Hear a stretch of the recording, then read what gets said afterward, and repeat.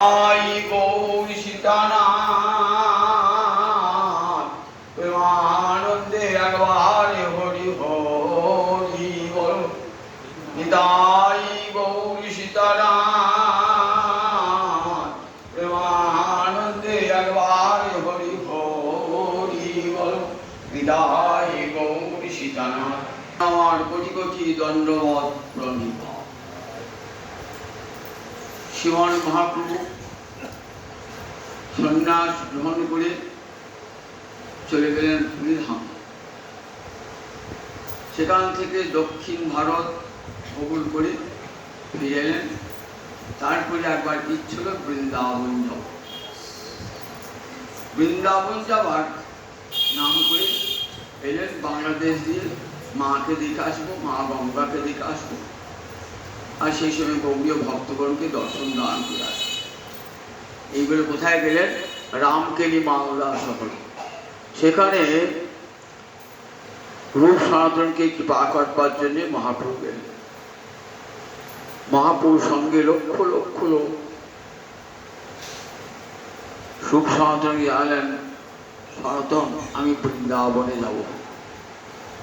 সনাতন বললেন, দেখো লক্ষ কোটি লোক নিয়ে কেউ বৃন্দাবনে যায় না, তাহলে বৃন্দাবনের মাধুর্য আস্বাদিত হয় না। মাধবেন্দ্রপুরী যখন একা একে নিঃসঙ্গ নিঃসম্বল হয়ে বৃন্দাবনের পথে পথে ঘুরিয়ে বেড়েছেন, তখন সেখানে গেলে তবে বৃন্দাবন মাধুর্য আস্বাদিত হয়। বললেন, সনাতন তুমি তো বিষয় লোক বুদ্ধিমান, ঠিক কথাই বলেছ। বলে ফিরে এলেন অদ্বৈত গৃহে। কয়েকদিন থেকে আবার চলে এলেন পুরীধাম। মহাপ্রভুর ইচ্ছা কিন্তু একবার বৃন্দাবন যাব, একবার বৃন্দাবন যাব, কত ইচ্ছা, কিন্তু সুযোগ হচ্ছে না। একবার গ্রীষ্মকালে মনে হল এইবার বৃন্দাবনে ঘুরে আসি। বাসুদেব সার্বভৌম সর্বদামোদর রামানন্দ বলেন, প্রভু এখন বৃন্দাবন যাওয়ার সময় নয়, তুমি এখন বৃন্দাবনে যেও না। তুমি যেখানে আছো সেটাই তো বৃন্দাবন, তুমি আমার কারণে বৃন্দাবন যাবে প্রভু। কিন্তু মন আকুল হয়ে আছে। ভাবছেন তাহলে শরৎকালে যাব বৃন্দাবন। মনেও ভাবলেন শরৎকাল, এই শরৎ ঋতুটা গোবিন্দের বড় প্রিয়। গোবিন্দ গোষ্ঠে যেতেন তো, এই সময় বেণুবাদন করতেন, আর গোবিন্দের সেই বেণুগান শুনে গোপীদের অন্তরে জেগেছিল পরম কৃষ্ণানুরাগ। তারা মানুষ চক্ষে দেখছেন যে কৃষ্ণ সমবেত বৈশ্যগণের সঙ্গে সখাগণের সঙ্গে বনে বনে গোচারণ করছে। এটা তাদের মানস নেত্রে ভেসে উঠল। তারা একত্রিত হয়ে বসে ওই বেণুর গান শুনে নিজেদের অনুরাগ প্রকাশ করছিলেন। ভাগবতের নাম বেণু গীতি, ভাগবত বেণু গীতি। সেখানে কৃষ্ণ যাচ্ছেন বৃন্দাবনে, গোষ্ঠে যাচ্ছেন।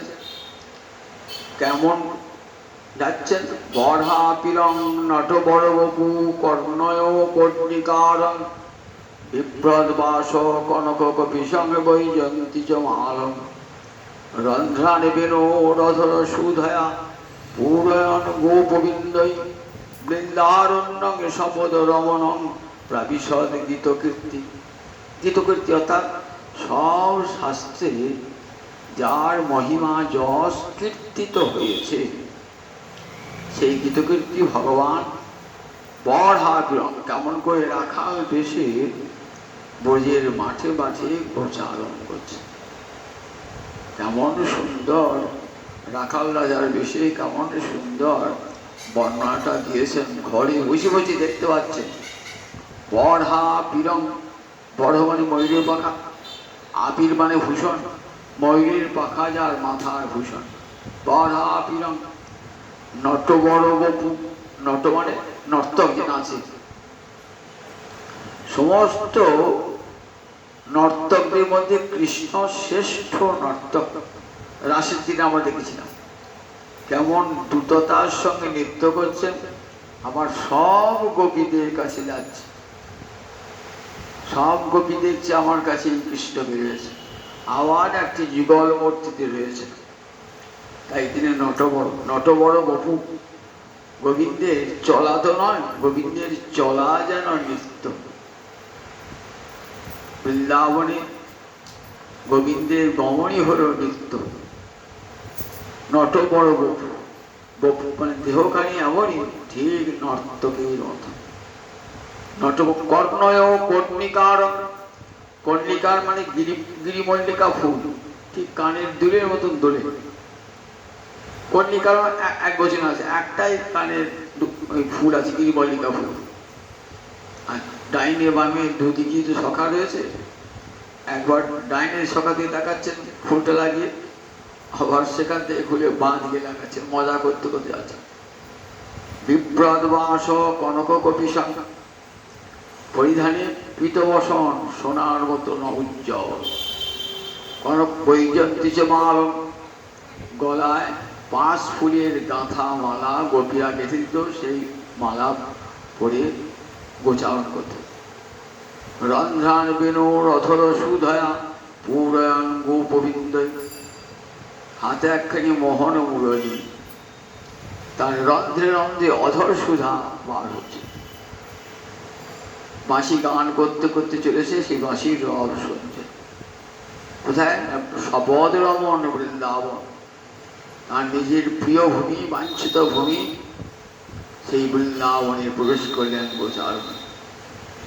সঙ্গে সঙ্গে মানুষ দেখতে ভীষণ উল্লাসের গরু। এই শরৎকালে হয়েছিল। এই মহাপ্রভু বলেন শরৎকাল গোবিন্দের বড় প্রিয় ঋতু, এই সময় প্রভু গোচারণে গিয়েছিলেন। এই শরৎকালেই যাব বৃন্দাবন। আমরা সর্বদা আমরাও, তোমরা আপত্তি করো না, তোমরা বাধা দিলে আমি যেতে পারবো না। ভগবান কতখানি ভক্তের বশীভূত, তোমাদের চোখের জল ফেলে আমি বৃন্দাবন যেতে পারবো না। তাই তোমরা আমাকে অনুমতি দাও, আমি যেন বৃন্দাবনে যাই। বললেন বেশ প্রভু, তুমি একা যাবে নাকি? বলে হ্যাঁ, একাকী রাতে উঠে একাকী পালাবো, একাকী পালাবো, কেউ যেন জানতে না পারে। তোমরা কাউকে বলো না, তাহলে কেউ আমার সঙ্গ ছাড়বে না। বললেন প্রভু তুমি একাকী যাবে, তোমার ভিক্ষান্ন জোগাড় করবে কে? তোমার পট্টবস্ত্র জলপাত্র বইবে কে? একজন সঙ্গে কাউকে নাও। বলে হ্যাঁ নিতে পারি, যাকে বেশি লোক চেনে না এমন কোন ব্রাহ্মণ যদি থাকে আমার সঙ্গে দিতে পারে।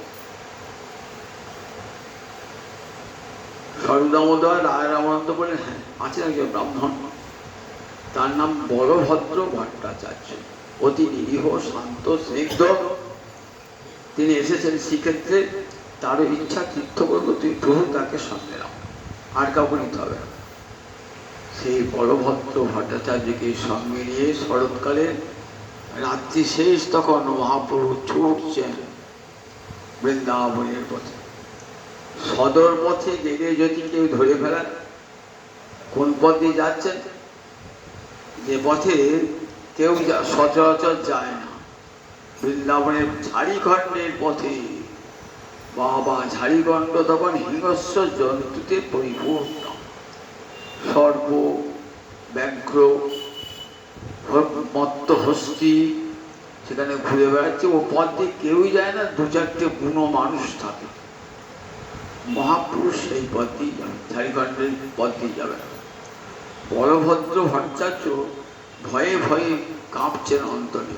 বাবা, ঝাড়িখণ্ডের পথে এ তো ভয়ঙ্কর বনপথ, সেখানে কোনো ভালো পথ নাই। আবার দুপাশে কত ঘন ঘন জঙ্গল, সেখানে কত বন্য হিংস্র প্রাণী রয়েছে, খুব আতঙ্কিত। কিন্তু প্রভু তো সঙ্গে আছে, এই নির্ভয়ে চলেছে মহাপুরুষ সঙ্গে। কবিরাজ গোসাইপাদ বর্ণনা দিচ্ছেন, গচ্ছন বৃন্দাবনং গৌরা গচ্ছন বৃন্দাবনং ব্যাঘ্র এন খগান প্রেমন্মত্তান সহনৃত্যান বিদধে কৃষ্ণ জল্পিন। ব্যাঘ্র ইভ এন খগ। ব্যাঘ্র মানে তো বাঘ, বুঝতেই পারছেন। ইভ মানে হাতি, এন মানে এর মধ্যে এন মানে হরিণ, আর খগ মানে পাখি। এই চারজনকে এই ব্যাঘ্র, হস্তি, পক্ষী আর হরিণ এদিকে কৃষ্ণ নাম পড়িয়েছিলেন এবং উদ্দণ্ড নৃত্য করেছেন। প্রেমন্মত্তান, প্রেমে উন্মত্ত হয়ে বাঘ, হাতি, হরিণ, হরিণী নৃত্য করছে, পাখিরা নৃত্য করছে। কেমন আমার মহাপ্রভু, কেমন দেখুন করুণার অবতার। গৌরহরিকে দর্শন করার সঙ্গে সঙ্গে প্রেমের উদয় হয়, অন্তর থেকে সব হিংসা বিদ্বেষ দূরীভূত হয়ে যায়।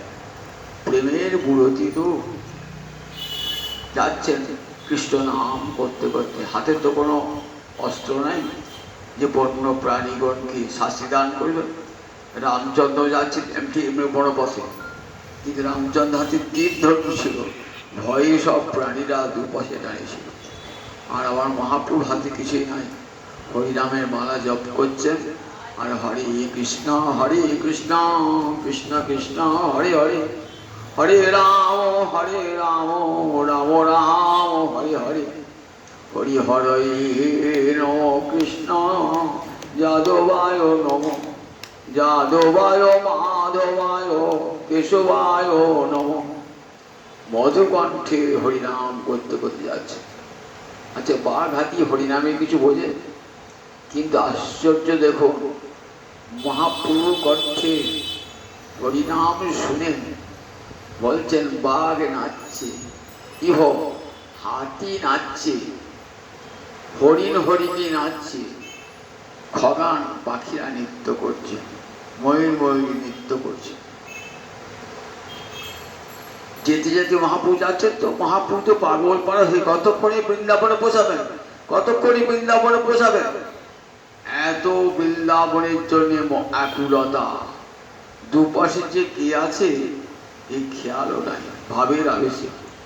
যেতে যেতে পথিমধ্যে দেখছে কয়েকটা বাঘ শুয়ে আছে। মহাপ্রভু চরণ স্পর্শ হয়ে গেছে বাঘেতে। মহাপ্রভু কি বলেন, বাঘটা আমার চরণ ছিল তো, তাহলে তোকে প্রণাম করা উচিত। বলে না, বাঘটা যদি প্রণাম করি তাহলে তো ওর অপরাধ হবে, ভগবান হবে।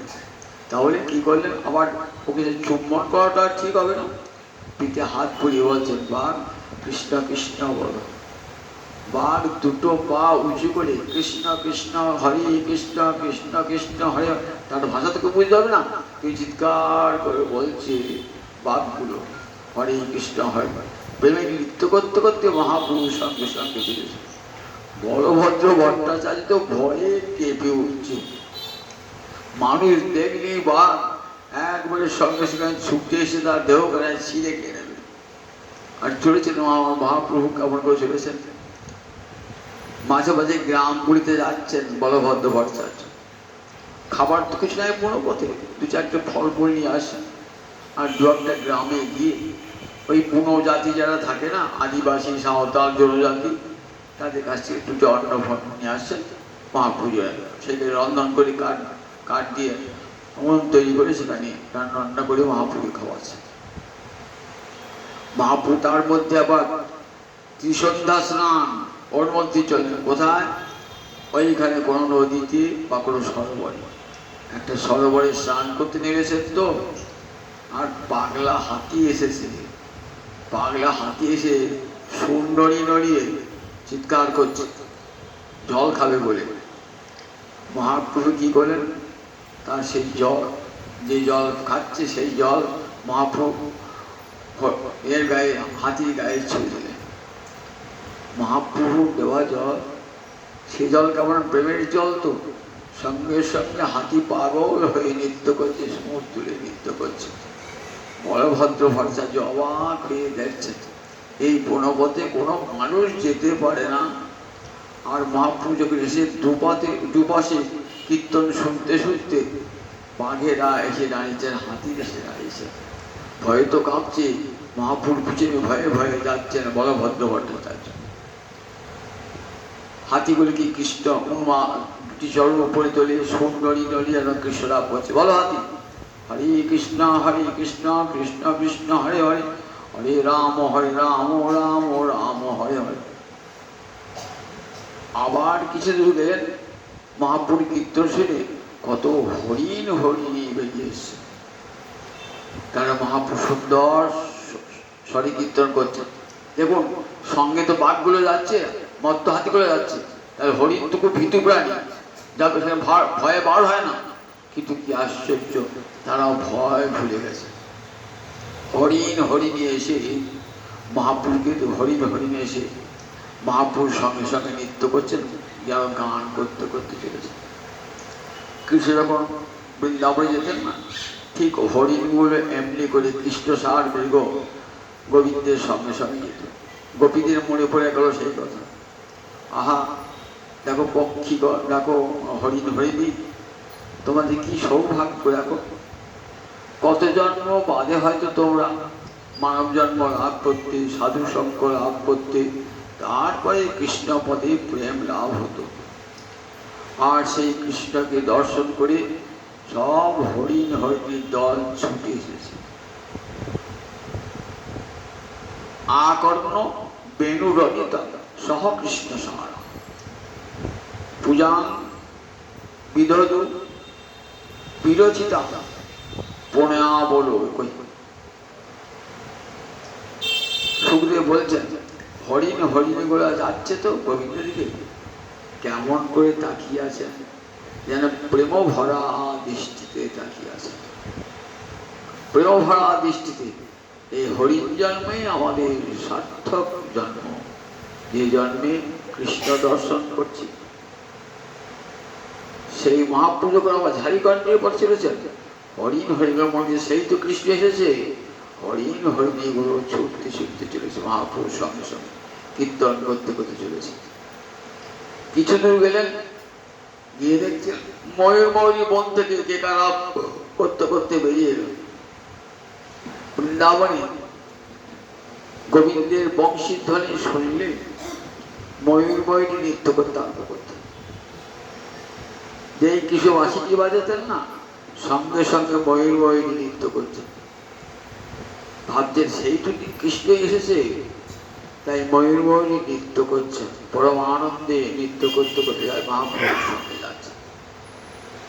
এমনি করে প্রভু একটির পর একটি গ্রাম যাচ্ছেন। কত বুড়ো মানুষ, তারা কৃষ্ণ নামে কিছুই বোঝে না, সাঁওতালরাও কিন্তু মহাপ্রভুর সঙ্গে কৃষ্ণ নাম করছে। এখনো ঝাড়িখণ্ডের ওকে রেখে দেখা যায় বহু আদিম জাতি উপজাতি, তারা কণ্ঠে বাল্য ধারণ করেছেন এবং নিতাই গৌড়ের সেবা করেন। ওই বড় পথে বহু জায়গায় ছোট ছোট মন্দির আছে এবং সেখানে বুড়ো লোকেরা নিতাই গৌড়ের সেবা করেন। সেই বুড়ো জাতিদিকেও কৃষ্ণ নাম বলাচ্ছেন। এমনি করে কৃষ্ণ নাম করতে করতে যাচ্ছেন। দুপাশের কত মানুষ, বুড়ো মানুষ দুপাশে দাঁড়িয়েছে। ওরে বাবা, এ তো দেবতা, এ তো মানুষ নয়, এ তো দেবতা যাচ্ছে। সবাই ছুটে এ ওকে ডাকছে, এ ওকে ডাকছে, দেখছে আয়, দেখছে আয়, মানুষ নয়, মানুষের বেশি দেবতা চলেছে নৃত্য করতে করতে। কি অপূর্ব রূপ আমার গৌরাঙ্গ হরি, সেই রূপ দর্শন রাধা প্রেমী গড়া তনু, উপর বাইরে রাধানী কান্তি, অন্তরে রাধানী মহাভাব। তাই দেখছেন এত অপরূপ, এত রূপের ছটা, এ তো রাধানী ছাড়া কারো ছিল না। সেই রূপের ছটা দশদিক আলোকিত ছুটে এসেছে। দীর্ঘাকৃতি নগ্রত পরিমণ্ডল তনু নৃত্য করতে করতে চলেছেন ঝাড়িখণ্ডের পথে। অবাক হয়ে দেখছেন সবাই। দুদিকে যত বুড়ো মানুষ তারা প্রণাম করছেন আর কৃষ্ণ নাম করছেন। করতে করতে মহাপ্রভু কোথায় পৌঁছালেন? কাশী ধামে পৌঁছালেন। কাশী ধামে আগে প্রয়াগে গঙ্গা স্নান করলেন। প্রয়াগে সেখানে ত্রিবেণী আছে, গঙ্গা, যমুনা, সরস্বতী। সেখান থেকে 3 দিন থাকলেন প্রয়াগে, তারপর চলে গেলেন কাশীধাম। কাশীধামে মহাপ্রভুর 2 জন ভক্ত থাকতেন। একজনের নাম চন্দ্রশেখর, ইনি জাতিতে বৈদ্য ছিলেন এবং কাজ ছিল গ্রন্থ নকল করা। তখন তো প্রেস ছিল না, সব ভক্তি গ্রন্থ মহাপ্রভু আদেশ করতেন, সেইগুলো ওই তালপাতার বিয়েতে নকল করতেন। এটাই তার কাজ ছিল, লিখন অধিকারী। আর তপনী মিশ্র সেই বনে বনে যখন মহাপ্রভু পূর্ববঙ্গে গেলেন, তপনী মিশ্র জানতে পারলেন যে এখানে আমার পাশের বাড়িতে এক দেবতা এসেছেন। পরম পণ্ডিত তপন মিশ্র কিছুতেই সাধ্য কি সাধন কি এটা উপলব্ধি করতে পারছেন না। দীক্ষা গ্রহণ করে, গুরুর কাছে দীক্ষা গ্রহণ করে দুটো জিনিস জানতে হয়। আমার সাধ্য কি, অর্থাৎ জীবনে লক্ষ্যটা কি, কোথায় গিয়ে আমি পৌঁছাবো, আর তাকে পাওয়ার উপায়টা কি, তার নাম সাধন। ছাদে উঠলেন, ছাদটা আমার সাধ্য, ছাদে উঠতে হবে, তুমি ছাদে তো লাফিয়ে উঠে যাবে না, সিঁড়ি বেয়ে উঠতে হবে। সিঁড়িটা হলো সাধন, ছাদটা হলো সাধ্য। তাই আমাকে যদি বৈকুণ্ঠে যেতে হয় তাহলে তার তো সাধন আছে। এই সাধ্য সাধন অনেক গ্রন্থ পড়েছেন, ঠিক সাধ্য সাধন খুঁজে পাচ্ছেন না। রাত্রে স্বপ্ন পেলেন আমার প্রতিবেশী গৃহে একজন দেবতা এসেছেন। রাত্রে স্বপ্ন দিলেন, ওরে তপন মিশ্র আমার কাছে আল। সকালবেলা উঠে তপন মিশ্র গিয়েছে, দেখি সত্যি তো ভগবানই এসেছেন। মহাপ্রভু বঙ্গদেশে গেছিলেন কি জন্য?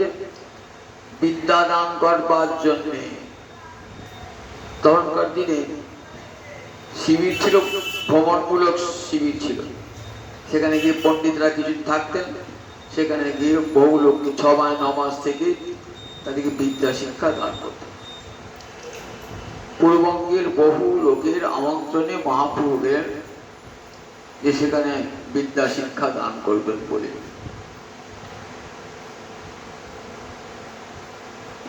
নাম দিয়া ধন্য কইল পড়াইয়া পণ্ডিত। নাম দিয়ে প্রথম হরিনাম দেখুন কোথায়? পূর্ববঙ্গে।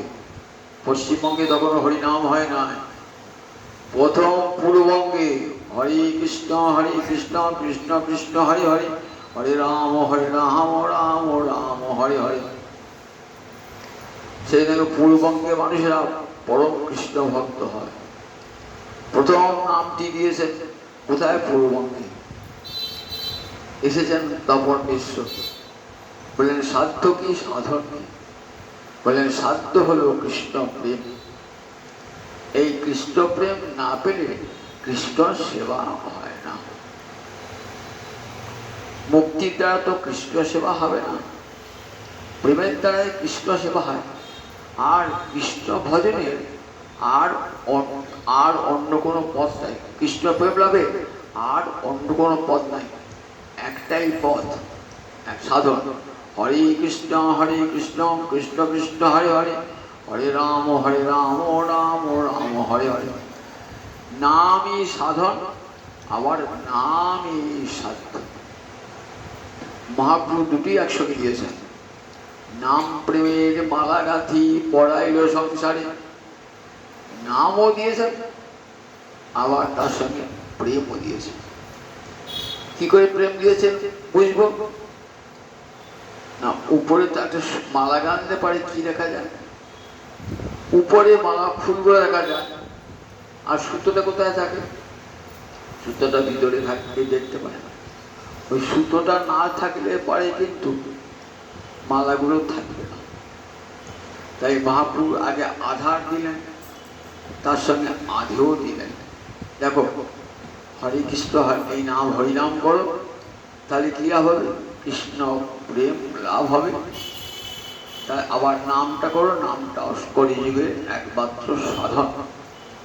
জগতে সব শাস্ত্র বলেছে যে কলিকালের সাধন যাগযজ্ঞ তপস্যা নয়, নাম যজ্ঞ। যজ্ঞই সংকীর্তন পায়ে যজন্তি সুমেধস। নবযোগীন্দ্র সংবাদে আছে, যোগীন্দ্র বলছেন মহারাজকে, মহারাজ কলিকালে অন্য কোনো যজ্ঞ হবে না, ঘি ঢালা যজ্ঞ কলিকালে হবে না। তাহলে কি হবে? বললেন যজ্ঞই সংকীর্তন প্রায়, সংকীর্তন প্রধান যজ্ঞ হবে কলিকালে। সংকীর্তন প্রধান যজ্ঞ সবাই তো করে না, সবাই করবে না। যজন্তি সুমেধস, সু মানে সুন্দর, মেধা মানে বুদ্ধি, যাদের বুদ্ধিটা সুন্দর হয়েছে। শুধু পড়লেই কেউ পণ্ডিত হয় না, মহৎ কৃপা লাভ না করলে যথার্থ বিদ্যা কেউ হয় না।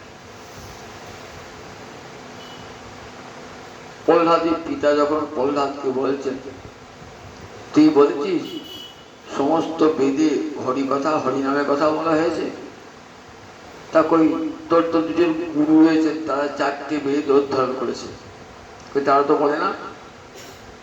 বললে পিতা, বিনা মহৎপাদ রজভিষেকম, মহতের চরণ ধুলা মাথায় না নিয়ে শাস্ত্রের মর্ম বোঝা যায় না। বললেন মহতের চরণ ধুলাকে সম্বল করে শাস্ত্র জ্ঞান, তখন সেই শাস্ত্রে জানা যায়, তখন বেদোজ্জ্বলা বুদ্ধি লাভ হয়ে যায়।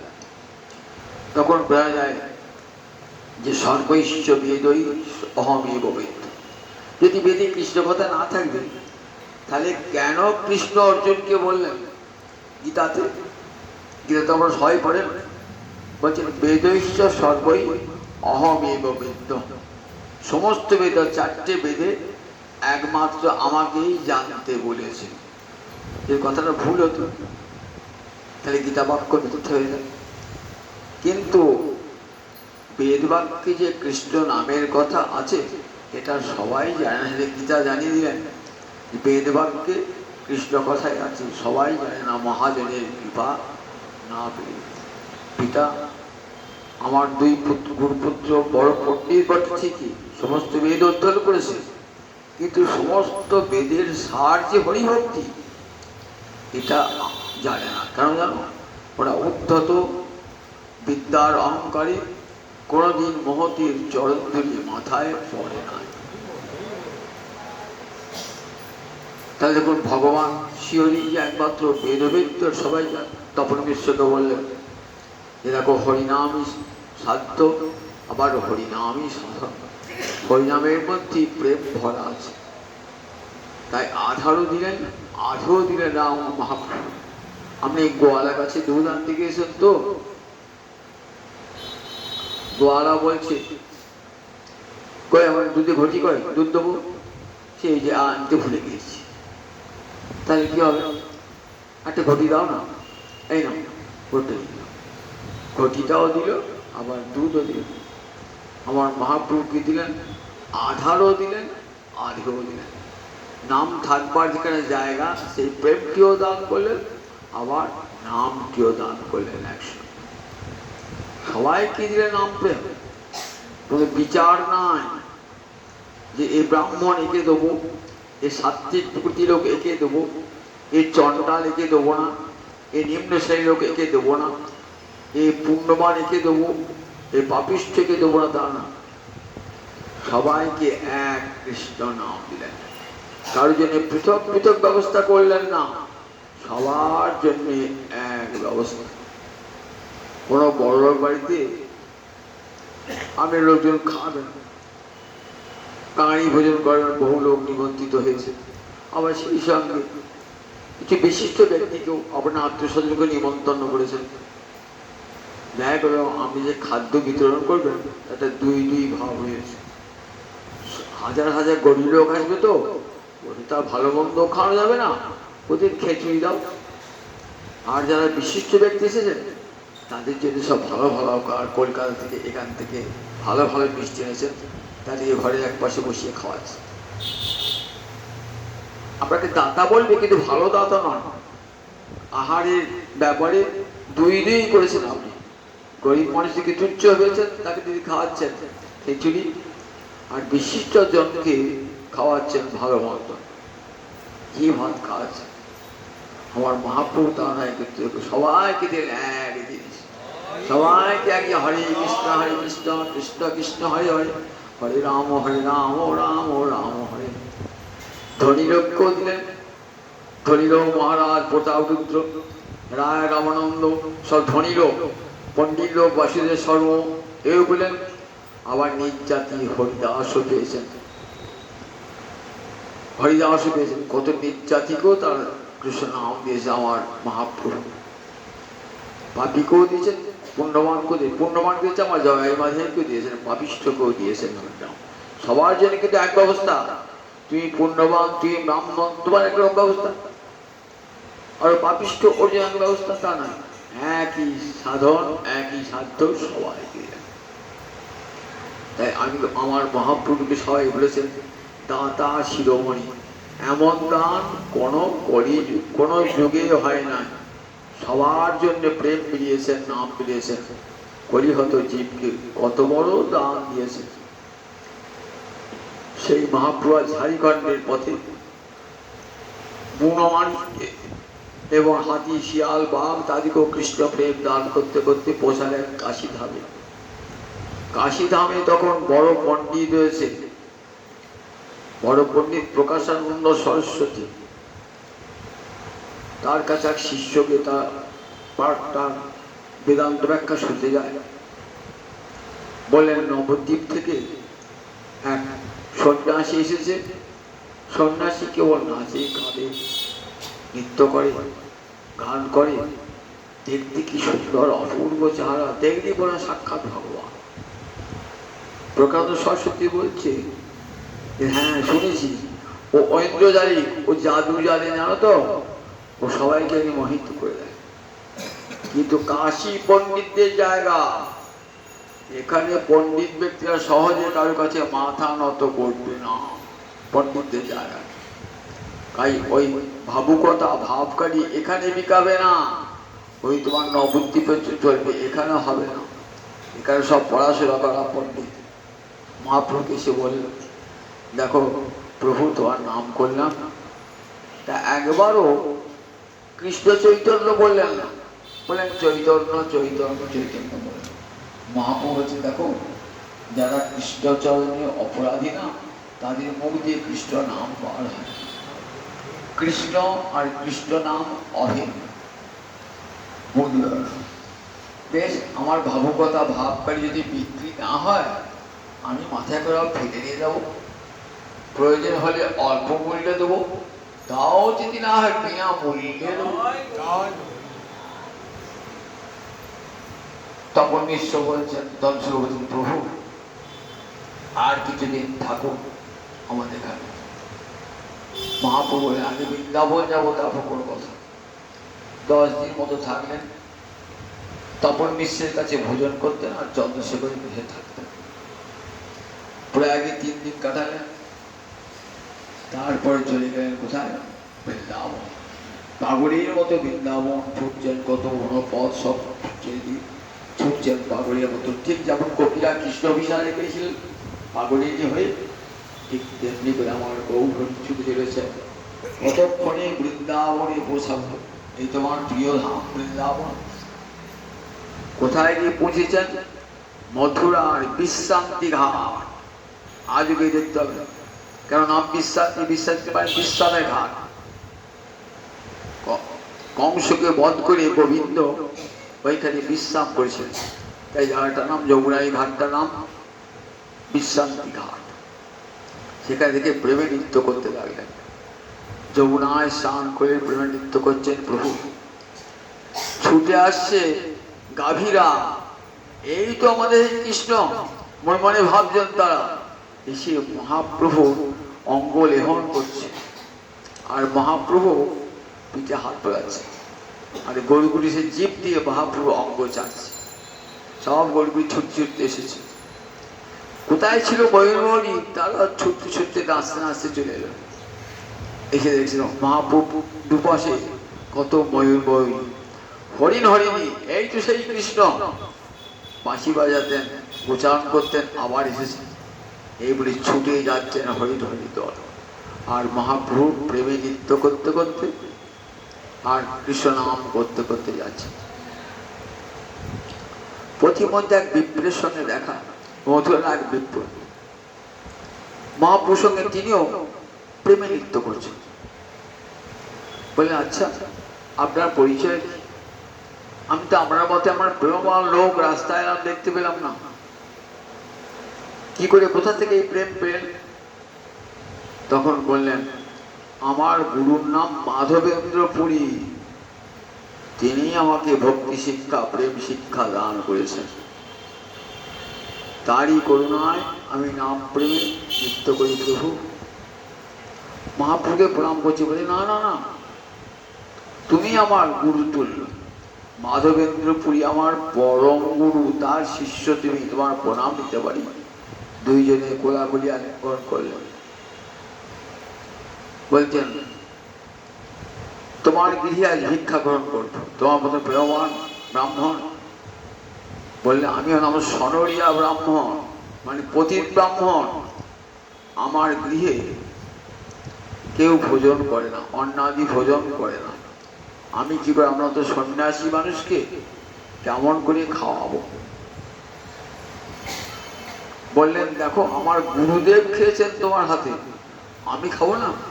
আমার গুরুদেব খেয়েছেন, আমি খাবো তোমার। তখন রাখছি শ্লোক তোলেন মহাভারত, তর্ক অপ্রতিষ্ঠ শ্রুতয় বিভিন্ন, নাসা পৃষিজস্য মতং ভিন্ন, ধর্মস্য তত্ত্বং নিহিতং গুহায়াং, মহাজন জেনগত স্বপন্থ। সব ঋষিদের মত এক নয়, বেদের মত ভিন্ন ভিন্ন, শ্রুতয় বিভিন্ন। এক একটা বেদের এক এক রকম ঋষিদের যে অনুভূতি সেটি প্রকাশ করেছেন। দেখা যায় ঋষিদের অনুভূতি ভিন্ন ভিন্ন, তাই শ্রুতয় ভিন্ন। বলেন, বেদ ভিন্ন ভিন্ন। তর্ক অপ্রতিষ্ঠ, তর্কের দ্বারা ধর্মের পথ নির্ণয় করা যায় না। আপনি তর্ক করলেন তো, আমরা যে বুদ্ধিমান, আমরা তর্ক খণ্ডন করে দিলাম। আবার তার চেয়ে বুদ্ধিমান, তার বক্তব্য খণ্ডন করে দিলেন। তাহলে তর্কে কোন প্রতিষ্ঠা নাই। বেদান্ত সূত্র বলেছেন, তর্কা প্রতিষ্ঠা না, তর্ক কখনো প্রতিষ্ঠা করতে পারে না। তাহলে তর্কের দ্বারা কখনো ভগবানকে পাওয়া যায় না, বা ভাগবত ভক্তকে চেনা যায় না তর্কের দ্বারা। তাই তর্ক অপ্রতিষ্ঠিত, শ্রুতয় বিভিন্ন। নাসা ঋষি ন অসৌ ঋষি, একটা ঋষি নাই যস্য মতক না ভিন্ন, যাদের মত ভিন্ন ভিন্ন। তাহলে ধর্মতত্ত্ব জানবো কেমন করে? বলে, ধর্মস্য তত্ত্ব নিহিত গুহায়াং, শাস্ত্রের গুহায় লুকিয়ে আছে ধর্মের তত্ত্ব। জানবো কি করে? মহাজন জেনগত স্বপন্থ, মহাজন যে পথে গমন করেছেন সেই পথেই যাব। গীতাতেও বলেছেন, শ্রেষ্ঠ ব্যক্তিরা যে পথ দিয়ে যায়, সমাজে অন্যান্য ব্যক্তিরা সেই পথই অনুসরণ করে। ভাগবতও বলেছেন। তাই আমার গুরুদেব, গুরুদেবের গুরুদেব ঈশ্বরপুরী গুরুদেব মাধবেন্দ্র পুরী তোমার গৃহে খেয়েছিলেন, আমি খাবো না? তুই আমার গুরু, পরম গুরুর অনেক অনুগৃহীত। এই বলে, সনরিয়া ব্রাহ্মণ, তুমি আমার গৃহে খাবে প্রভু, এ তোমার বড় সৌভাগ্য। সনরিয়া ব্রাহ্মণ নিয়ে গেলেন মহাপ্রভুকে ভোজন করলেন। এরপর মহাপ্রভু সেই বিপ্র দেখাচ্ছেন মহাপ্রভুকে। মথুরা 24 ঘাট, দ্বাদশ বন 24 ঘাট দেখাচ্ছেন, বৃন্দাবনের সব বিভিন্ন স্থান দেখাচ্ছেন। মহাপ্রভু পরমানন্দে দেখছেন, আর মনে পড়ছে সেই পূর্বস্মৃতি। পূর্বস্মৃতি মনে করতে করতে গেছে, দেখলেন হরিণ হরিণ ময়ূর ময়ূর নৃত্য করতে এসেছিল, কৃষ্ণ স্মৃতি জাগ্রত হলো, সঙ্গে সঙ্গে প্রভু প্রেমে মূর্ছিত হয়ে পড়ল। তখন ওই মাথুর বিপ্র আর বলভদ্র ভট্টাচার্য এরা দুইজনে দিল প্রভু তো মূর্ছিত হয়ে গেছে, কি করে প্রভুর জ্ঞান ফেরানো যায়? তখন বলভদ্র ভট্টাচার্য বলেন, প্রভুর কর্ণে কৃষ্ণ নাম সাত হবে। প্রভু যখন অন্তর্দশায় চলে যান, কৃষ্ণ নাম করতে করতে প্রভু চলে যান অন্তর্দশায়। তিনটে দশায় সাধকে, অন্তর্দশা, বাহ্যদশা, অর্ধবাহ্যদশা। অন্তর্দশা যখন চলে যায় না, তখন সমাধি মগ্ন হয়ে যায়, মূর্ছিত হয়ে পড়ে। সবাই ভাবলেন মূর্ছিত হয়ে যাবে, মূর্ছিত হন নাই, তখন সমাহিত হয়ে যান। প্রভুকে চেতন করবার জন্য প্রভুর কাহিনী হরে কৃষ্ণ কৃষ্ণ কৃষ্ণ হরে হরে, হরে রাম রাম রাম হরে হরে। এই মহামন্ত্র জপ করতে লাগলেন। প্রভু আবার সেই নাম শুনে নৃত্য করতে লাগলেন এবং সেই মাথুর বিপ্র আমার মহাপ্রভুকে দেখাবেন বৃন্দাবনের সব দ্বাদশ 24 ঘাট, সমস্ত দ্বাদশ মন সব ঘুরিয়ে ঘুরিয়ে দেখাবেন। মহাপ্রভু সেখানে বৃন্দাবনে বেশ কয়েক মাস থাকবেন, থেকে বৃন্দাবনে সব স্মৃতি, গোটা রাধাকুণ্ড, গোটা হরিগ্রাম সব দেখতে আসবেন। তারপরে আবার পুরী ধামে ফিরে আসবেন। জয় নিতাই, জয় নিতাই, জয়।